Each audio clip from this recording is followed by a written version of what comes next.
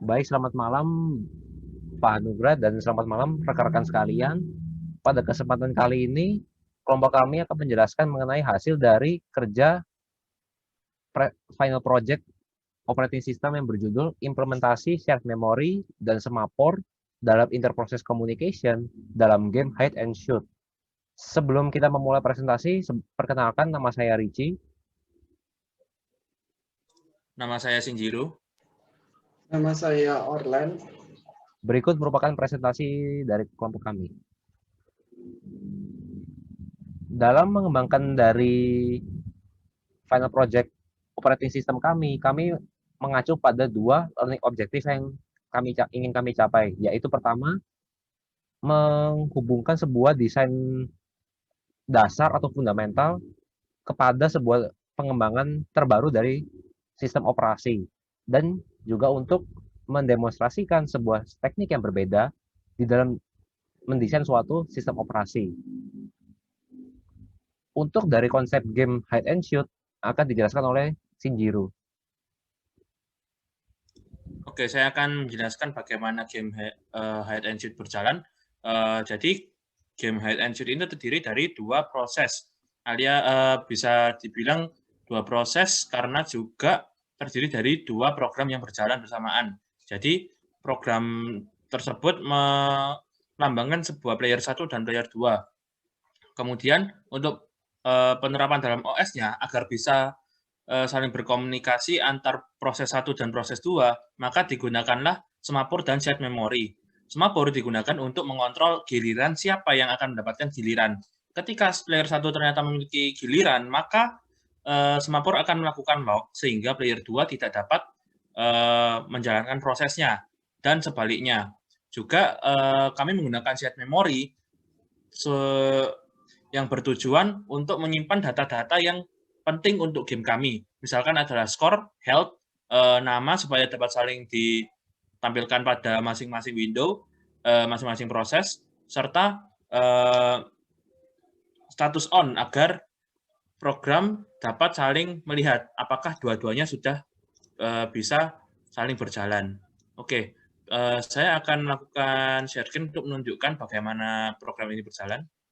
Bisa dilihat di sini kan saya sudah memiliki dua window. Yang atas akan membuka klien, yang bawah akan buka server. Saya akan jalankan. Nah, di atas akan meminta nama. Misalkan ini saya isi dengan klien. Nah, maka program akan menunggu apakah dari pemain satunya sudah melakukan input. Ternyata belum, maka kita lakukan input juga. Saya akan namakan server. Kalau sudah, dua-duanya akan masuk ke permainan. Dua-duanya kemudian akan memulai permainan dengan saling bersembunyi. Misalkan yang atas kita kasih D3 koordinatnya.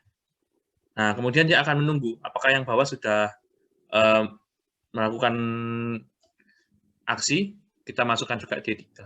Jika sudah, maka ternyata gilirannya yang bawah untuk server. Maka map-nya akan dikosongkan, kemudian si server harus menebak lokasi dari klien. Tadi kan D3. Kita coba aja D3. Wah, ternyata tertembak. Nah, sekarang giliran akan diberikan kepada klien.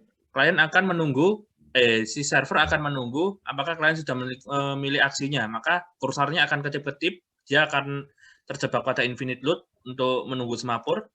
Kemudian si klien akan coba D3 juga. Maka si server tertembak juga. Bisa dilihat pada poin-poinnya bahwa poin-poinnya sudah terupdate ya. 20 poin, 0 poin, dan HP-nya juga berkurang. Kita coba untuk bersembunyi lagi, D3. Nah, proses ini akan berjalan terus hingga salah satu memiliki HP atau health point 0. Jika health-nya sudah 0, maka game akan diberhentikan dan record dari scoreboard akan di-save melalui file. Demikian. Baik, terima kasih Shinjiro. Untuk selanjutnya mengenai saya dan Orlan akan menjelaskan mengenai tentang bagaimana program ini dibuat atau gampangannya codingannya dibuat. Nah, codingan sebagai tambahan informasi terlebih dahulu sebelum kita mulai. Jadi codingan yang kita buat ini ada dua macam, coding untuk klien dan juga coding untuk server. Untuk yang coding klien ini akan dijelaskan oleh saya sendiri, sedangkan coding untuk server akan dijelaskan oleh teman saya nanti, yaitu Orlan. Oke, berikut bisa kalian lihat di sini merupakan sebuah kode untuk file dari klien.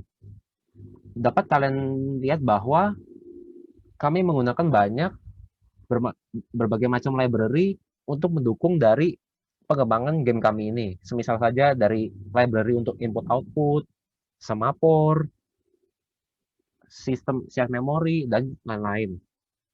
Di samping itu, kami juga membuat sebuah struct untuk menampung berbagai macam data dalam game kami ini. Misalkan saja seperti nama, gilirannya, titik koordinat X dan Y, skornya, health-nya atau kesehatannya, maupun juga status dari si klien atau server itu on atau off. Kira-kira seperti itu. Sedangkan kami juga ada fungsi untuk bagaimana caranya pemain itu bisa mengerti permainan yang kami buat ini, dan juga kami juga membuat sebuah file atau fungsi gitu untuk mengambil sebuah file di luar dari codingan ini. Misalkan saja file leaderboard untuk scoring nanti, dan juga map untuk peta tadi itu yang ada pagar-pagar itu. Sedangkan jika kita lihat di dalam fungsi main, kita bisa lihat di sini bahwa shared memory berupa system V dan juga semaput berupa POSIX di sini kami gunakan secara bersamaan sekaligus. Sedangkan itu kami juga men-setting ini sehingga kami setting itu awalnya itu agar klien atau mungkin juga server bisa jalan terlebih dahulu, bergantung nanti bagaimana permainannya nanti kira-kira. Sedangkan di sini kita harus melakukan validasi untuk menuliskan nama, di mana namanya itu tidak boleh lebih dari 100 ataupun kurang dari 5. Dan juga jika kita menulis exit, maka game itu akan secara otomatis keluar dan permainan selesai. Nah, untuk sebagai gambaran, kami memiliki sebuah nama bernama nama variabel giliran ini. Nah, bedanya sama klien dan server adalah untuk klien dia itu nilainya 0. Sehingga selama nilainya 0, klien bakal jalan terus. Sedangkan server punya nilai 1, di mana server juga bakal tetap jalan terus sama nilai 1. Nah, untuk bagian detailnya untuk server dan semacamnya akan dijelaskan oleh teman saya Orlan. Silakan Orlan.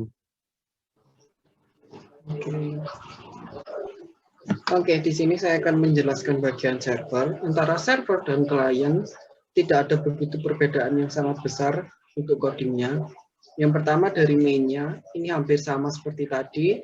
Kalau di sini kita juga akan menginputkan nama, dan jika tidak sesuai dengan ketentuan, maka dia akan mengulang terus hingga sesuai dengan ketentuannya.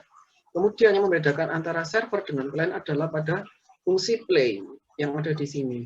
Jika kita lihat fungsi play, nah di sini terdapat giliran. Jika tadi sudah dijelaskan oleh Wiji bahwa untuk klien adalah 0 dan untuk server adalah 1. Dan di sini hal yang pertama adalah ketika menjalankan while ini, jadi dengan adanya data dari struct yaitu HC dan HS yang menunjukkan nyawa dari masing-masing player, ini akan mengulang terus. Nah, kemudian di sini terdapat while yang dimana gunanya ini akan menjadi penunggu atau infinity loop jika dia belum mendapatkan gantian, jika dia belum bermain. Nah, di sini ya sebagai penandanya adalah ini, jika giliran dia masih 0, berarti di sini kalian belum selesai melakukan sesuai dengan apa yang diperintahkan. Dan jika ketika giliran ini sudah tidak 0, maka dia akan melanjutkan coding yang ada di bawah ini, dan ini akan mengganti gilirannya menjadi 1, bahwa server di sini menandakan dia sudah untuk gilirannya. Sama halnya juga di klien, di dalam fungsi play di sini kebalikannya, jika gilirannya adalah 1, berarti untuk klien masih belum menjalankan perintah gamenya. Sekian. Baik, untuk kesimpulan dari yang telah kami presentasikan, kami memiliki kesimpulan bahwa dari program yang telah kami buat ini, kami bisa menyimpulkan bahwa penggunaan dari shared memory dan juga semapor dalam interproses communication ini ternyata bisa kami terapkan dalam pengembangan game hide and shoot ini. Sehingga game ini bisa berjalan dengan baik dan juga bisa dimainkan oleh semua orang. Kira-kira seperti itu. Sedangkan berikut ini merupakan daftar pustaka dari yang kami gunakan selama pengembangan dari game ini. Oke, sekian dari presentasi dari kelompok kami. Kami ucapkan terima kasih dan juga memohon maaf apabila ada kesalahan kata maupun penjelasan yang mungkin kurang dimengerti. Oke, sekian dan selamat malam.